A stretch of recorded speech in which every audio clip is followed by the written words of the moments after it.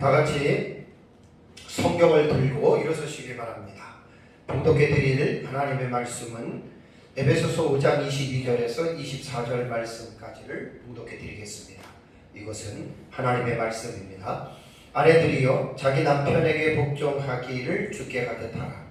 이는 남편이 아내의 머리됨이 그리스도께서 교회의 머리됨과 같으니 그가 바로 몸의 구주시니라. 그러므로 교회가 그리스도에게 하듯 아내들도 범사에 자기 남편에게 복종할지니라. 아멘. 네, 앉으시기 바랍니다.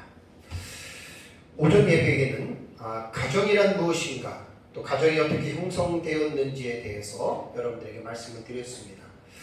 가정은 하나님께서 인간에게 허락하신 복 중에 복의 산물이다, 지복의 산물이라고 제가 여러분들에게 말씀을 드렸고, 또 가정 안에서 이제 생성되는 가족들 또한 하나님께서 기업과 상급으로 주신 그러한 복의 열매들입니다. 하나님은 각 가정의 구성원들인 가족들의 상호 지켜야 할 준칙이라고 오전에 말씀드렸죠. 그러니까 규정이라고도 말해도 되고 의무라고도 생각해도 됩니다. 가족들의 상호 지켜야 할 그러한 이제 규정들에 대해서 이제 분명하게 성경에는 이렇게 우리에게 교훈하고 있습니다.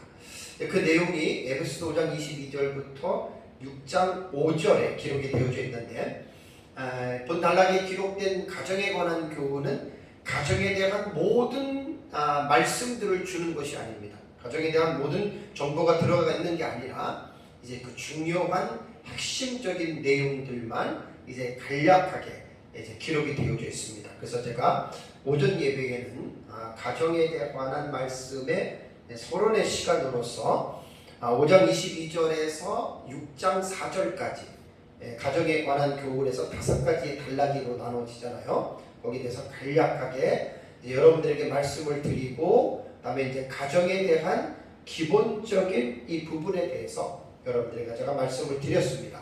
오전에 말씀드린 대로 에베소서 5장 22절부터 6장 5절까지는 가족 상호 간에 행해야 할 윤리에 대한 교훈이 기록이 되어져 있습니다. 그래서 일명 가정 준칙이라고도 합니다.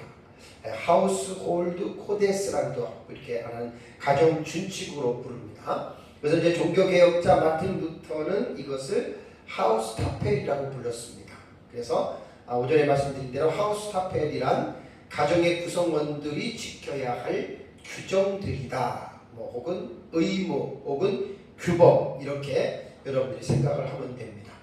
가정에 대한 교훈을 서술하는 본 단락은 22절부터 아내들이여라고 시작을 하잖아요. 네, 이 22절은 지난주에 제가 여러분들에게 설교한 대로 앞절인 21절과 밀접하게 연결이 되어져 있습니다. 21절을 볼까요? 21절을 보면 그리스도를 경외함으로 피차 복종하라라고 말이 있죠. 그러니까 피차 복종해야 할 이 윤리가 복종해야 할 이 윤리가 이제 가정의 준칙에 해당하는 문맥과 아주 밀접하게 연결이 되어져 있다라고 하는 말입니다.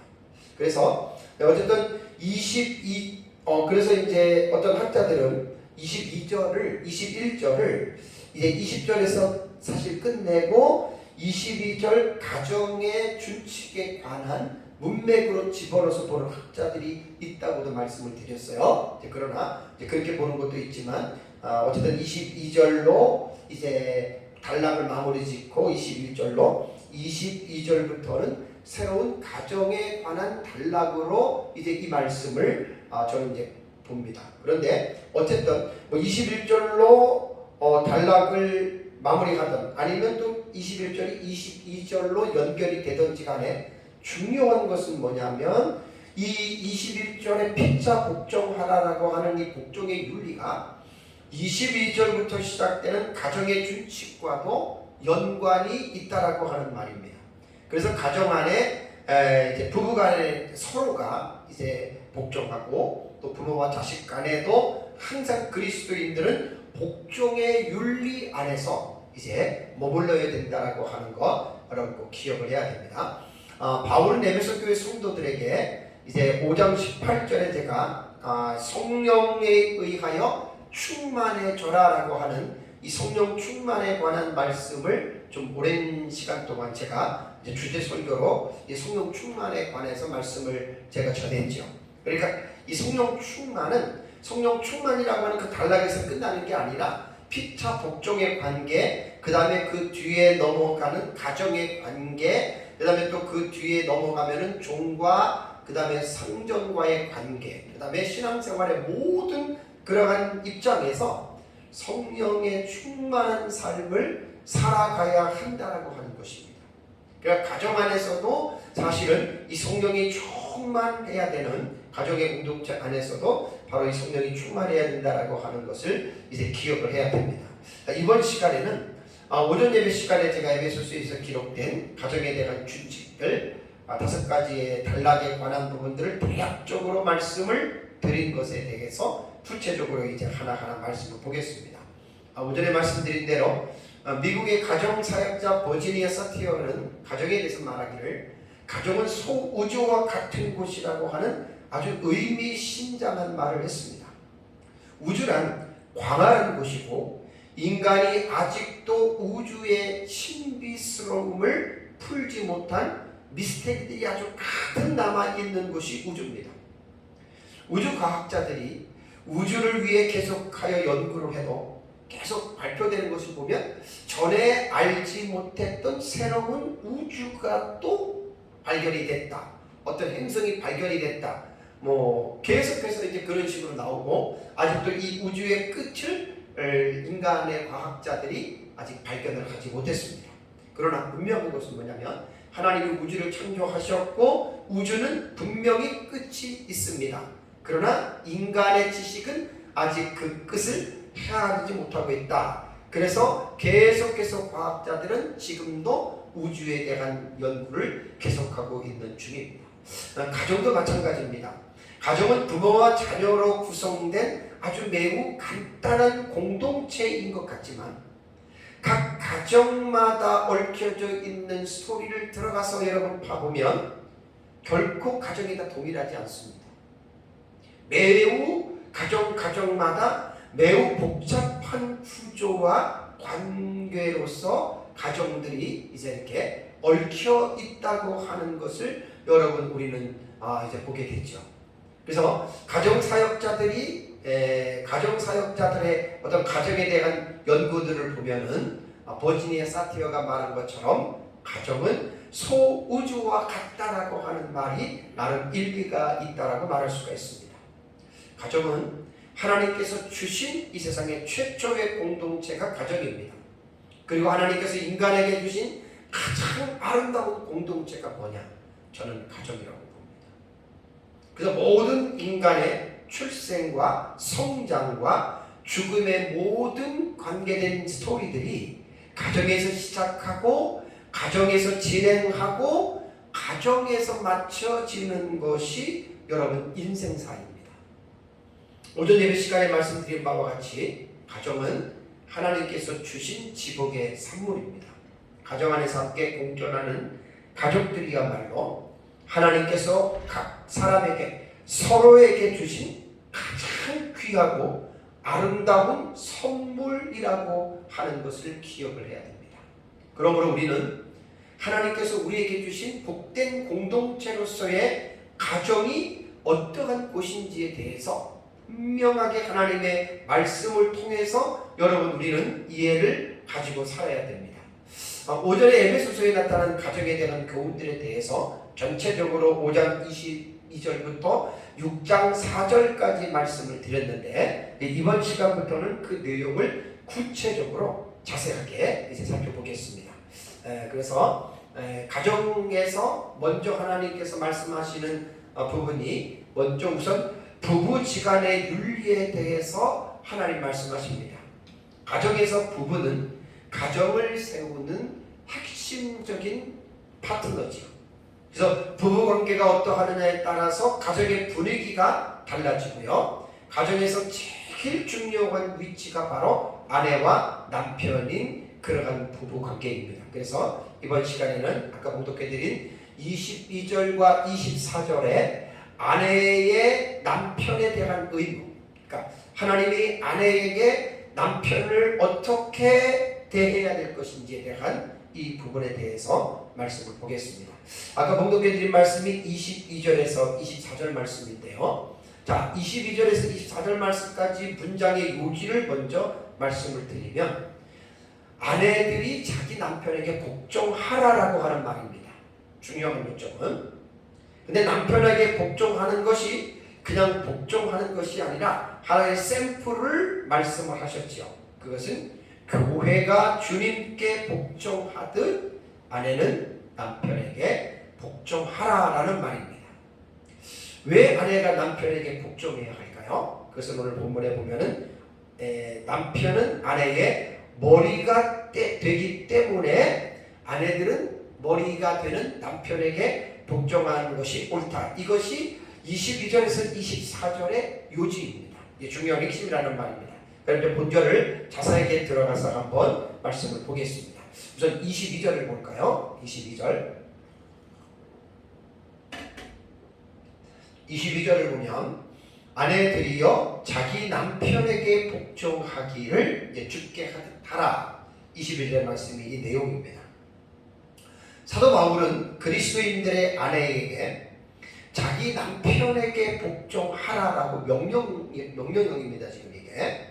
자, 사도 바울 당시에 여자들이 남편들에게 복종한다라고 하는 것은 전혀 낯선 개념이 아닙니다. 왜냐하면 고대의 가부장적인 문화에서 아내의 복종은 당연한 것으로 받아들여졌습니다. 아리스토텔레스는 남자가 천성적으로 여자보다 훨씬 우월하며 여자를 지배하기에 적당하다라고 철학자 아리스토텔레스는 말을 했고, 플라톤도 여성의 미덕을 가정을 돌보고 남편에게 순종하는 것으로 묘사했습니다. 사도 바울과 동시대 사람인 요세푸스도 여자는 모든 면에서 남자보다 열등하므로 남자에게 복종해야 한다라고 이렇게 고대에 있는 사람들은 남편과 아내의 관계 속에서 아내의 입장을 여자를 그렇게 봤습니다. 그러나 사도 바울이 오늘 본문에 기록된 아내가 남편에게 복종해야 할 그 당위성은 그 당시 이 세상의 문화와 가치와 같은 관점에서 말하는 것이 아닙니다.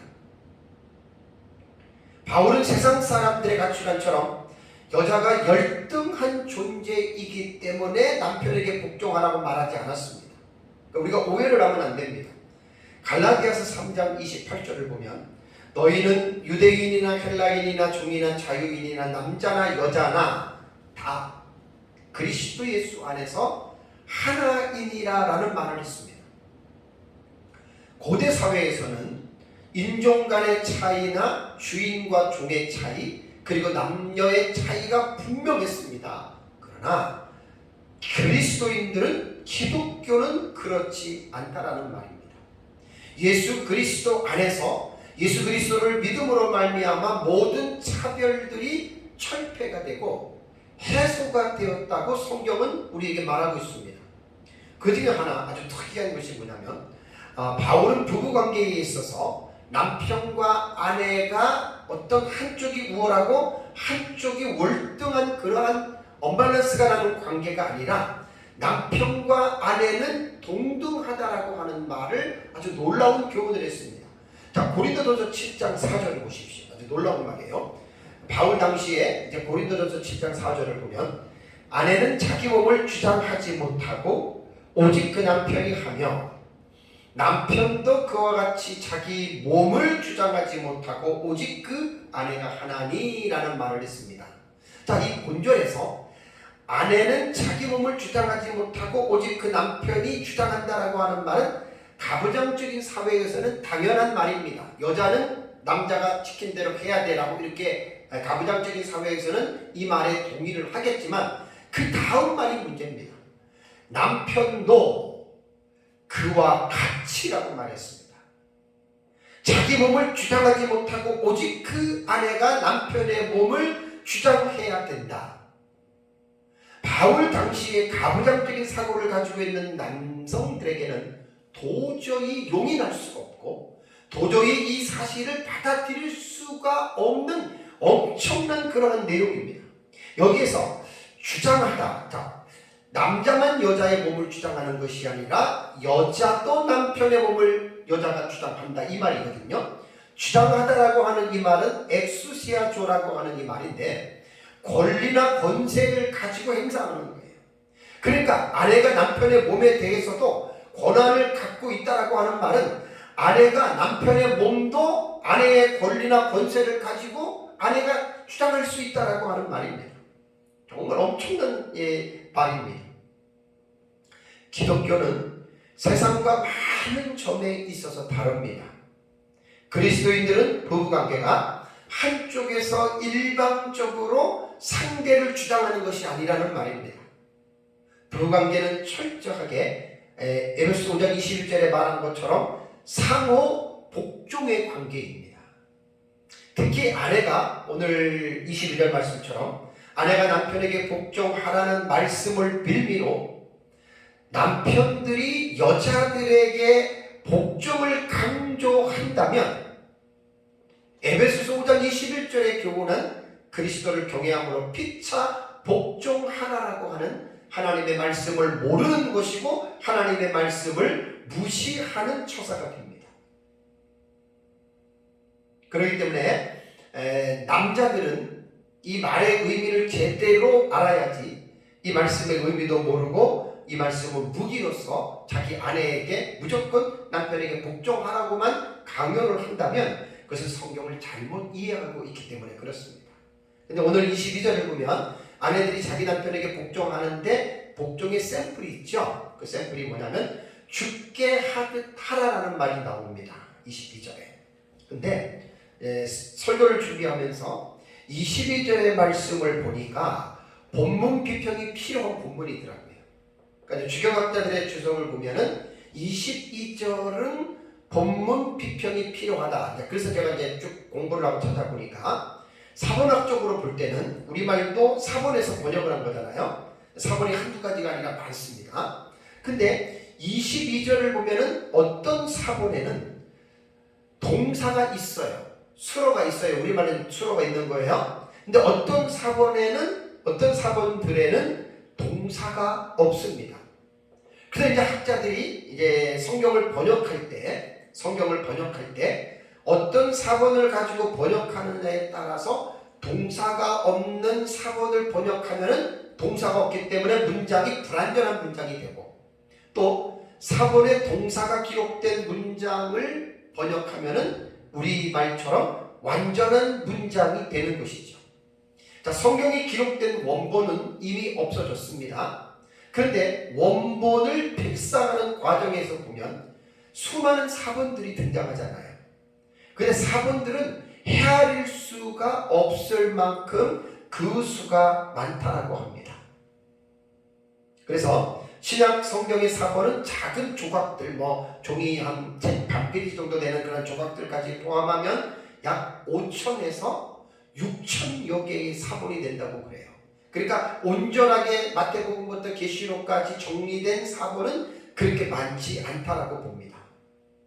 그래서 학자들이 이제 이 사본을 통해서 결국은 원본의 의미를 이제 추적하는데 거의 원본이 없어도 원본이 어떠한 내용인지를 알 수 있을 정도로 사본학이 발전이 됐다고 합니다.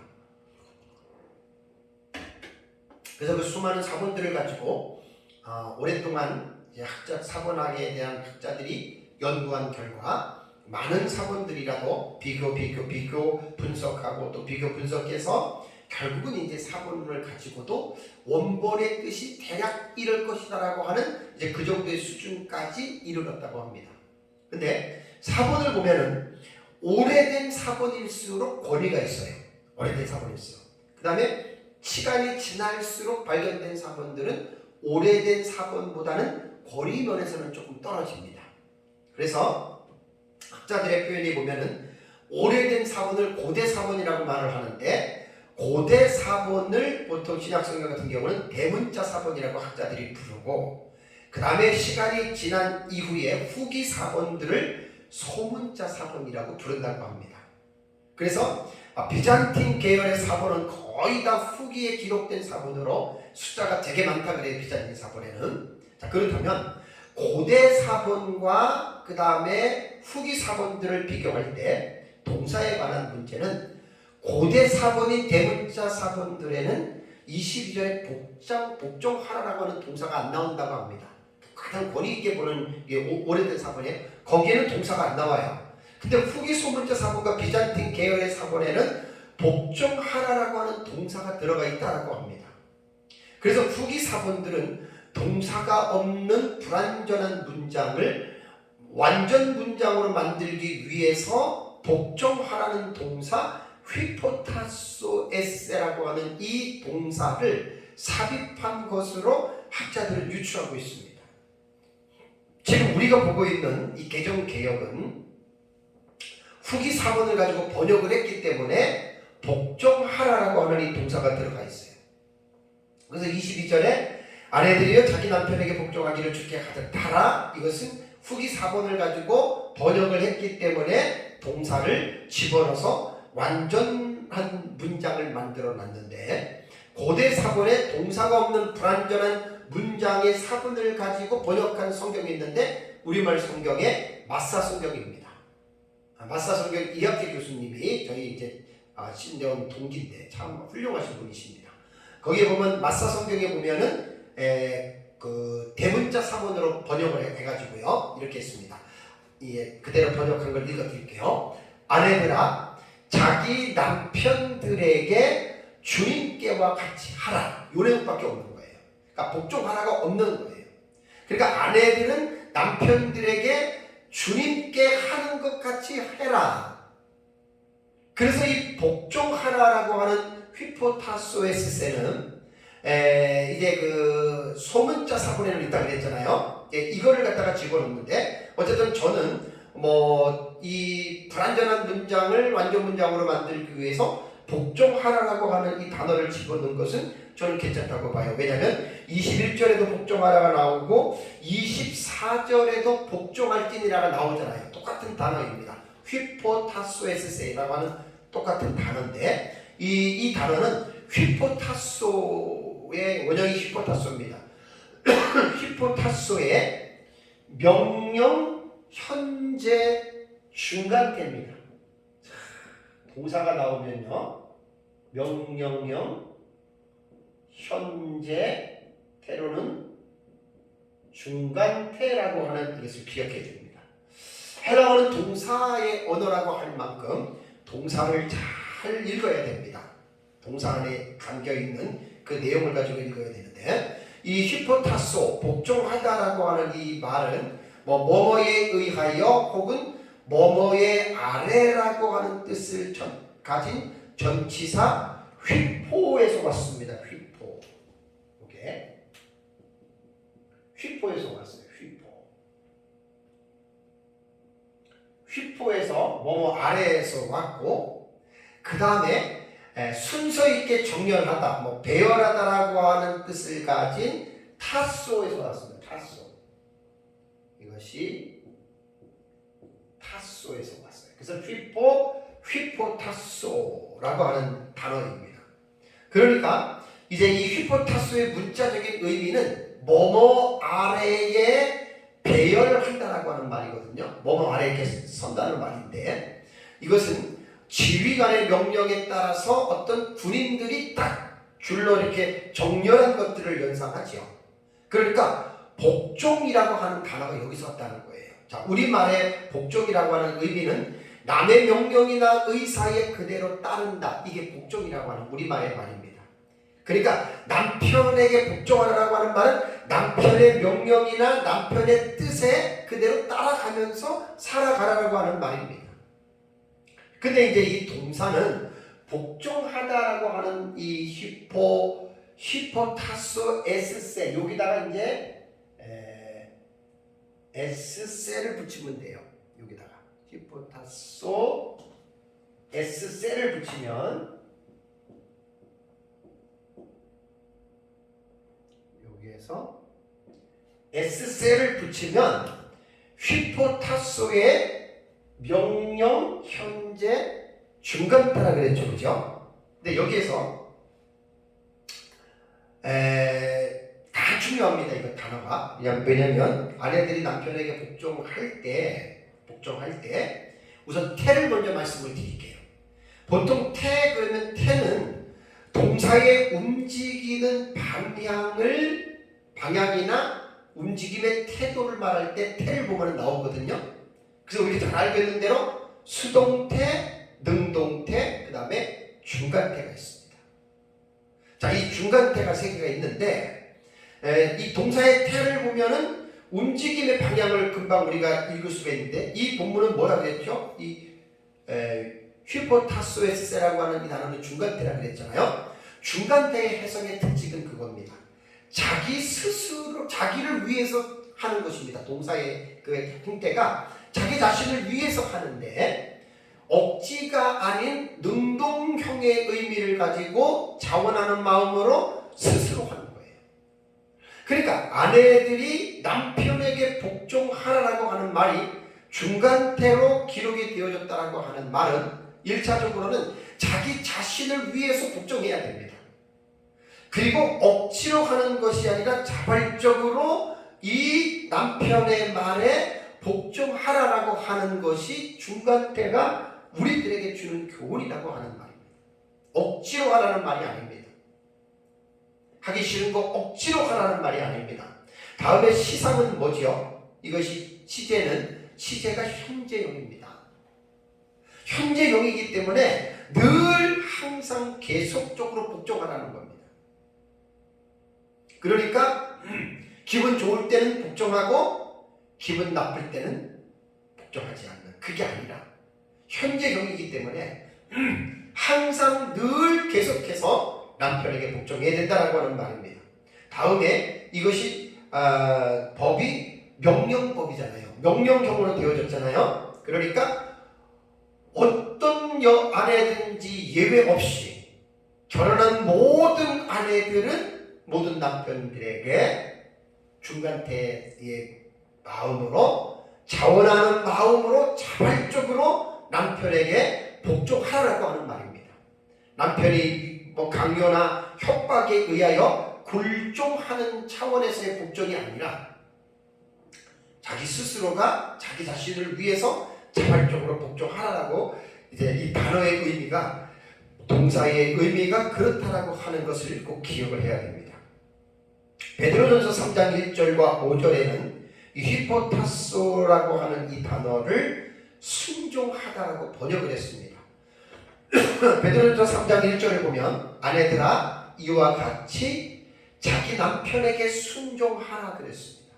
자기 남편에게 순종하라. 그 다음에 베드로전서 3장 5절에도 전에 하나님께 소망을 두었던 거룩한 부녀들도 이와 같이 자기 남편에게 순종함으로 자기를 단장하였다. 그러면서 사라가 아브라함을 주라칭하여 순종한 것 같이 라는 말을 베드로는 말을 하고 있습니다. 그러니까 사라도 남편 아브라함에게 복종하면서 주라고 불렀던 이러한 미덕을 지금 베드로는 지금 말을 하고 있는 것이죠. 그러니까 22절의 문장에서 아내들이 자기 남편에게 복종하는 행위를 아까 샘플이 누구냐? 죽게 하듯 타라라고 하는 말입니다. 근데 이제 여기서도 오해해서는 안 되는 말이 남편을 주님의 자리에 앉혀놓고 주님처럼 복종하라는 그런 뜻이 아닙니다. 여자들이 주님께 복종하는 것 같이 남편에게도 복종하라고 하는 말입니다. 남편하고 주님하고 동격이 아닙니다. 그건 꼭 오해하시면 안 됩니다. 아내들이 남편에게 복종하는 것은 사실 이제 다음 주에 제가 설교할 텐데 사도 바울이 여기 이제 아내들이 남편에게 복종하는 것은 바울이 사사로운 생각에서 말하는 것이 아닙니다. 이것은 하나님의 뜻이고 하나님의 명령이라는 사실을 기억을 해야 됩니다. 그러므로 아내들은 주님을 경외하는 마음으로 남편에게 복종해야 된다. 그것이 22절이 우리에게 교훈하고 있는 내용이고, 그렇다면 복종해야 할 이유가 있습니다. 무엇 때문에 아내는 남편에게 복종해야 되는가? 23절을 볼까요? 23절을 보면 이는 남편이 아내의 머리됨이 그리스도께서 교회의 머리됨과 같음이니 그가 바로 몸의 구주시니라라는 말을 하고 있습니다. 자, 남편이 아내의 머리가 되기 때문에 아내는 남편에게 복종해야 된다는 말입니다. 복종해야 할 당위성이 뭐냐면 남편이 아내의 머리가 된다. 남편이 아내의 머리라고 하는 개념은 신약성경 다른 본문에 등장을 하는데 고린도전서 11장을 보세요. 고린도전서 11장 3절을 보면은 그러나 나는 너희가 알기를 원하노니 각 남자의 머리는 그리스도요. 그 다음에 여자의 머리는 남자요. 그리스도의 머리는 하나님이시니라는 말이 있습니다.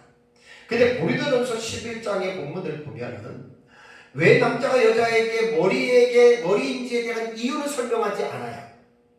인전 문맥을 보면 11장 8절을 볼까요? 인전 문맥의 11장 8절을 보면 여자가 남자에게서 났으며 라고 하는 말이 있고, 그 다음에 11장 9절을 보면은 여자가 남자를 위하여 지음을 받았다라는 내용밖에는 없습니다. 그러니까 이 두 본문에서 남자와 여자의 관계성에서 보면 남자가 여자보다 먼저 지음을 받았다라고 하는 우선성과 그 다음에 여자가 남자를 위하여 지음을 받았다는 목적 외에는 다른 내용은 찾아볼 수가 없습니다. 어쨌든 사도 바울은 하나님께서 남자와 여자를 창조하신 사실에 근거해서 여자의 머리는 남자라는 사실을 본문에서 교훈하고 있다라고 하는 사실입니다. 자, 머리로서의 남편을 한번 잠깐 말씀드리겠습니다. 머리라고 하는 이 케팔레라고 하는 이 단어는 일반적으로 권위나 지배자나 지도자를 사용할 때 쓰는 단어였습니다. 근데 최근에 학자들은 이 단어의 의미를 원천 혹은 근원으로 보아야 된다라고 주장하기도 합니다. 그러나 본문에서 교훈하고 있는 이 그리스도를 머리라고 말하는 이유는 그리스도는 교회를 다스리는 주님으로 묘사되어 있다는 말입니다. 지배자, 권위자, 원천, 근원 이런 것보다는 오늘 23절에 보면 그리스도는 교회의 머리됨과 같다. 그러니까 곧 그리스도가 교회의 머리로 주님으로 묘사되고 있다라고 하는 사실입니다. 교회는 교회의 머리가 되시는 그 그리스도의 몸이기 때문에 교회가 그리스도에게 복종하는 것은 당연한 일이죠. 사도 바울은 여자가 남편에게 복종해야 할 이유로서 남편은 자신의 머리라고 하는 이 하나님의 말씀 앞에서 이제 여자는 복종하라라고 하는 말입니다. 그래서 이것은 하나님의 창조 질서에 따른 것이라고 하는 사실을 알아야 됩니다. 자, 남편이 머리됨이라고 하는 것은 그렇다면 무엇을 말을 하는가? 자, 남편의 머리됨은 창조 사실뿐만이 아니라 본 23절을 보시면 그리스도의 구속과도 연관이 되어 있어요. 23절을 보세요. 23절을 다시 보면 이는 남편이 아내의 머리됨이 그리스도께서 교회의 머리됨과 같으니 그 다음에 뭐라고 했죠? 그가 바로 몸의 구주시니라. 그리스도와 교회의 관계는 머리와 몸의 관계이기도 하지만 몸인 교회의 그리스도는 뭐라고요? 구세주라고 하는 사실입니다. 여기서 이제 구세주라고 하는 개념에서 다음 주에 설교할 본문이지만 25절을 보면은요, 25절에 남편에 대한 교훈에서 언급하기를 남편들아 아내 사랑하기를 그리스도께서 교회를 사랑하시고 그 교회를 위하여 자신을 주심과 같이 하라는 말이 있습니다. 그리스도는 몸인 교회를 위해서 자신의 목숨을 주셨다는 말입니다. 그러니까 아내가 남편에게 복종해야 할 이유는 그리스도께서 교회의 머리심과 같은 의미로 이해하고 교회가 그리스도에게 복종하듯이 아내는 남편에게 복종해야 한다라고 하는 말입니다. 여기서 남편 된 자들은 남편이 아내의 머리됨이라고 하는 이 의미를 올바르게 이해하고 있어야 됩니다.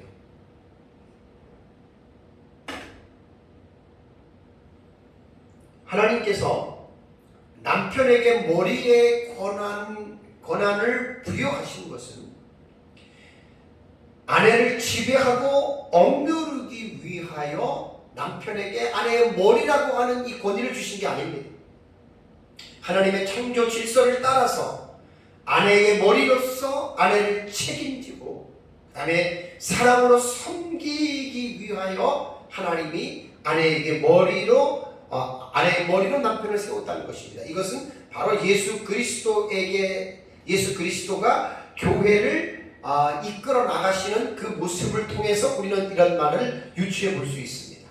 그래서 남자들은 내가 아내의 머리라고 이렇게 생각을 해서 마치 이것이 남성 우월주의에 관해서 이제 이렇게 말을 하는 것이 아니라고 하는 사실을 여러분 꼭 기억을 해야 됩니다. 자, 그러면 이제 복종하는 방법이 24절에 나옵니다.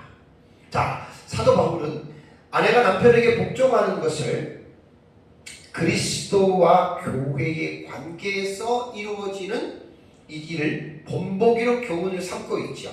24절을 다시 볼까요? 24절에 그러므로 교회가 그리스도에게 하듯 아내들도 범사에 자기 남편에게 복종할지니라 라는 말이 있습니다.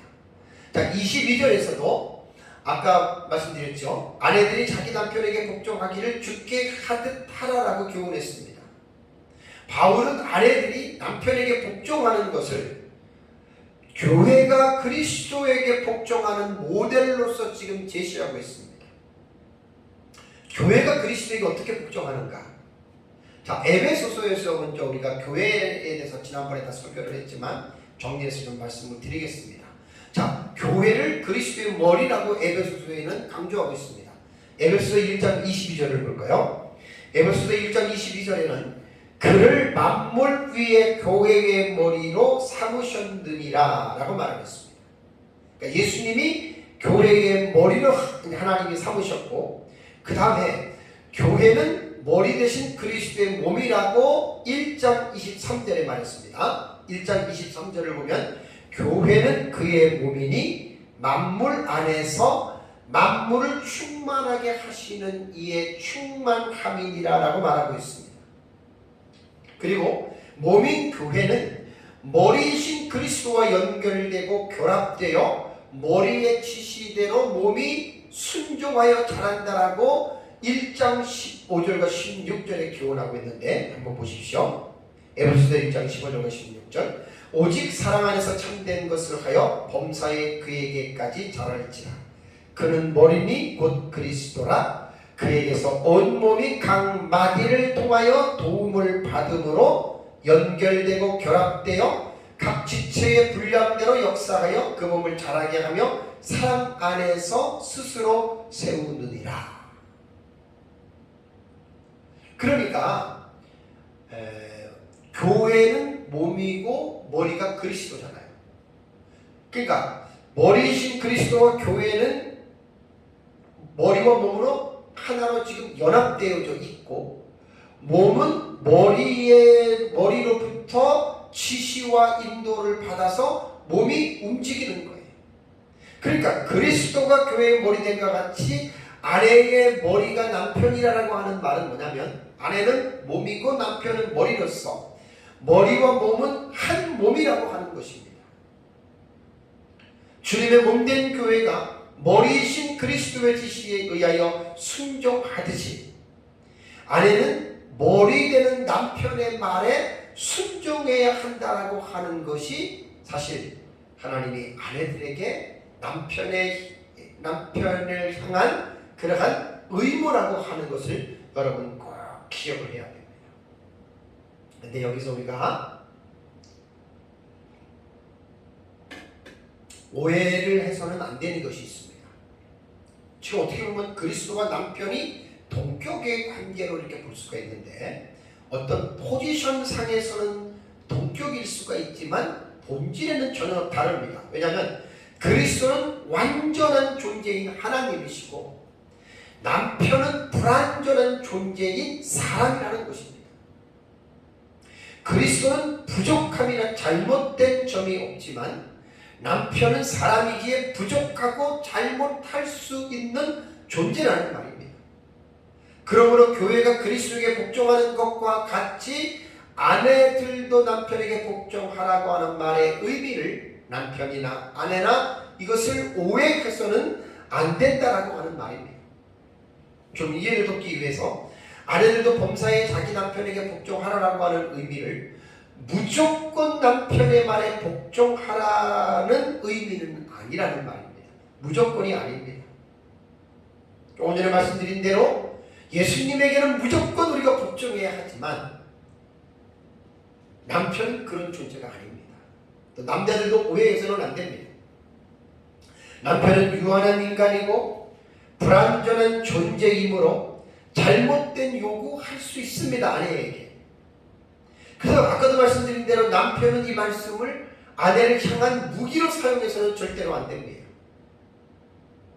아내가 남편의 말에 복종해야 된다고 하는 말은 남편의 입에서 나오는 말이 하나님의 진리에 입각한 말이라면, 하나님의 진리와 같은 것이라면 아내가 남편의 말에 순종하고 복종해야 됩니다.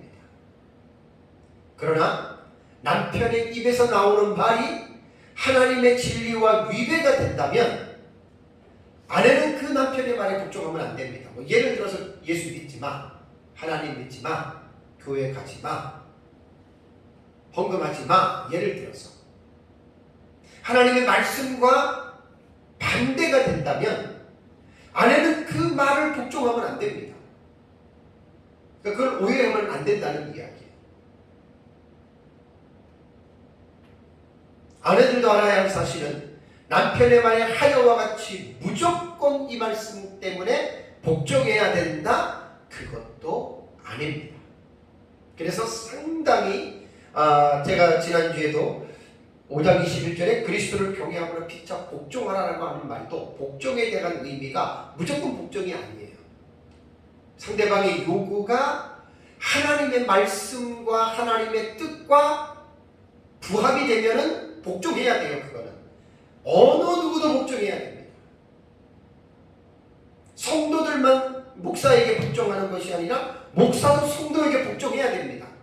조건이 뭐냐? 피차가 상대의 요구가, 목사의 요구든 성도가 목사를 향한 요구든 간에 그것이 하나님의 진리인 말씀이라면 직분이고 뭐고 그건 지위 고하가 상관이 없습니다. 그냥 복종해야 된다는 그 말입니다. 마찬가지로 아내가 남편에게 복종할 때도 무조건 하녀와 같이 복종하라는 말도 아니고 남편은 무조건 아내를 하녀처럼 부리라는 말도 절대로 아닙니다. 요구를 함에 있어서 그 요구가 하나님의 진리와 같아야 그때 복종하는 것입니다. 그러면 이제 우리가 이렇게 생각할 수 있지 않습니까? 우리가 일상생활, 가정생활이나 일상생활을 할 때 우리가 진리 갖고 말하는 건 아니잖아요. 여보 나 좀 뭐 먹고 싶은데 뭐 좀 해줄래? 이런 것들은 진리 문제는 아니에요. 그 다음에 뭐 무엇을 사는데 뭐 여러 가지 있잖아요. 근데 진리의 문제가 아닌 문제를 뭐라고 이야기를 하냐면 아디아포라라고 말을 합니다.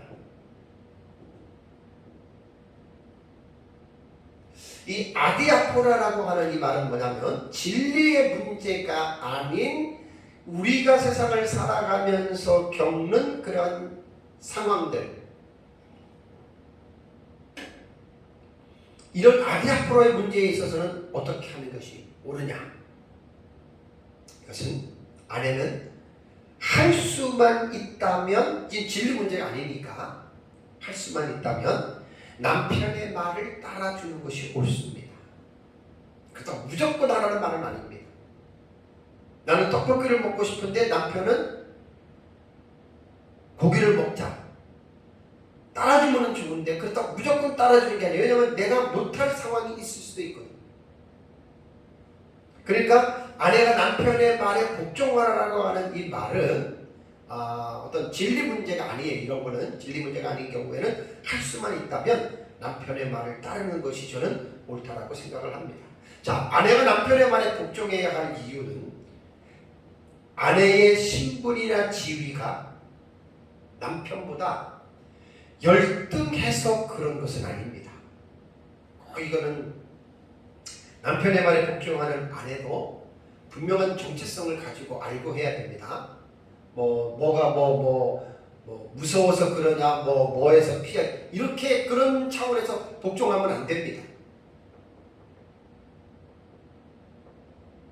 아내가 남자보다 열등하고 부족해서 그러는 것도 아니고, 아내가 남편의 말에 복종해야 할 이유는 하나님께서 아내를 남편의 머리로 삼았기 때문이라고 하는 이 당위성에서 아내는 하나님의 그 권위를 인정하는 거예요. 하나님의 말씀. 하나님이 그렇게 하라고 했기 때문에 하나님의 말씀, 그래서 그 말씀에 순종하면 남편의 권위를 인정하고 복종해 주는 것이지, 마치 남녀의 어떤 서로 하나는 우월하고 하나는 열등한 그러한 것 때문에 여자가 남자에게 복종하라고 하는 것은 절대로 아니라고 하는 말입니다. 하나님이 말씀이기 때문에, 지금 명령형이라고 그랬잖아요. 하나님의 명령이기 때문에 아내는 하나님의 권위를 인정하고 하나님의 뜻에 순종한다는 마음을 가지고 남편의 말을 순종할 때 그것이 아름답다는 이야기입니다. 아까 제가 복종하라고 하는 히포타소 에세라고 하는 이 동사가 중간태라 그랬죠. 그래서 아까 이 동사의 움직임의 태를 말씀을 드린 거예요. 아내가 남편에게 복종할 때 억지로 하지 마세요. 하기 싫은 거 억지로 하지 마세요. 하나님의 원하시는 방법은 뭐냐면 중간태이기 때문에 자기 자신을 위해서 자발적으로 복종하라는 거예요. 자, 1차적으로 자기 자신을 위해서라고 하는 말은 뭐냐면 남편에게 복종하라가 명령이잖아요. 그러니까 하나님의 명령을 순종하는 것이 자기를 위해서 하는 거잖아요. 그리고 하나님의 명령이기 때문에 억지로 하지 말고 자발적으로 자원하는 마음으로 남편에게 복종을 하시라는 말입니다. 그래서 억지가 아닌 중간태의 개념에서 자발적으로 남편에게 복종하면 그 아내는 하나님의 뜻에, 하나님의 명령에 순종하는 그러한 여인이 여러분 되는 것입니다. 그럼 반대로 아내가 남편에게 복종하지 않는다면 그건 이렇게 봐야 됩니다. 지가 뭔데, 네가 뭔데, 네 맘대로 해. 만약에 그런다면 그것은 그렇게 끝나는 게 아니라 하나님께서 남편에게 허락하신 권위를 그 아내는 무시하는 겁니다. 그러니까 하나님을 지금 대항하는 게 되는 겁니다. 그것은 남편에게 복종하는 것은 하나님이 세우신 하나님의 질서이기 때문에 그 질서를 인정하고 따르라는 것입니다. 왜? 하나님이 그렇게 명령을 하셨기 때문입니다. 자, 여기까지 얘기를 하면 남자들은 아마 신날 거예요. 당장 아내한테 가가지고 오늘 목사님이 이런 설교를 했는데 당신은 내 말을 들어야 돼, 복종해야 돼, 또 이렇게 혹여나 말하는 사람이 있을 수 있습니다. 자, 앞에서도 말씀을 드렸듯이 남편들은 이 말씀을 왜곡해서 받아들이면 안 됩니다. 절대로 오해하면 안 됩니다. 아내에게 무조건 자기의 말에 복종하라고 강요한다면 남편은 아주 못된 독재자가 됩니다.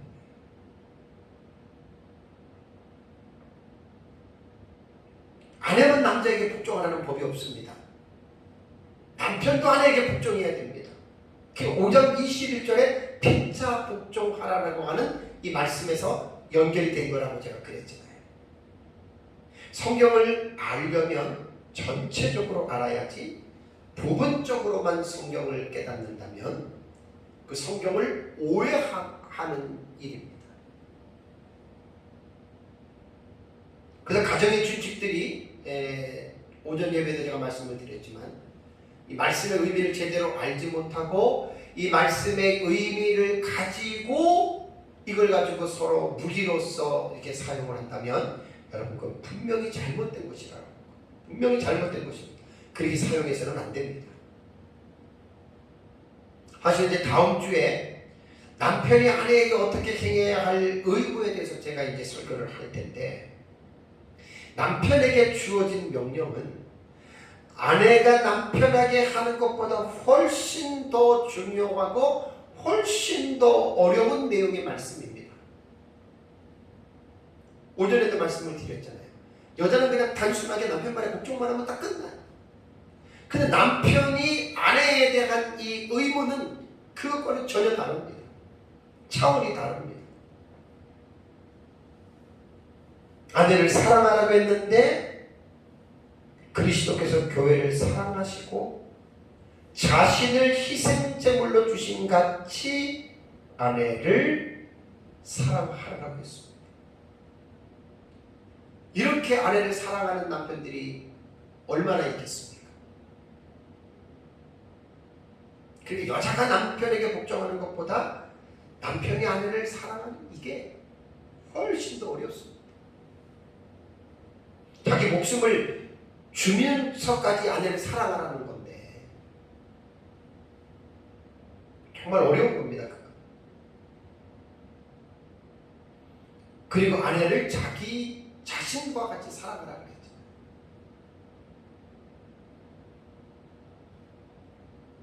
정말 그것은 쉬운 일은 아닙니다.